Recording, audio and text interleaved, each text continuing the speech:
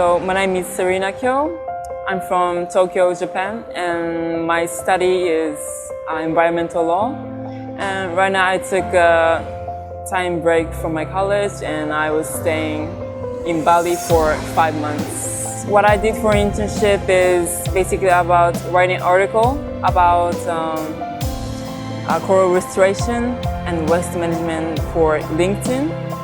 But also I did diving for coral restoration and keep planting corals. We have a restoration site from the Parambai port. It's like 5 minutes by boat.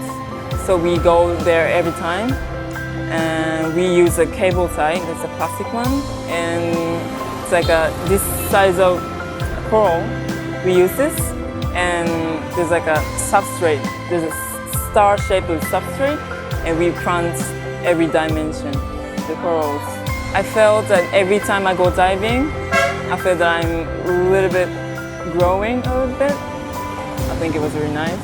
So since the coral restoration is a very steady job, because the coral grows up so slowly, like 1 year is just 10 centimeters.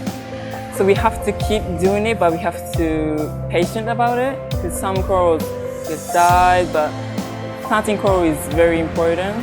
Thank you so much. Yeah.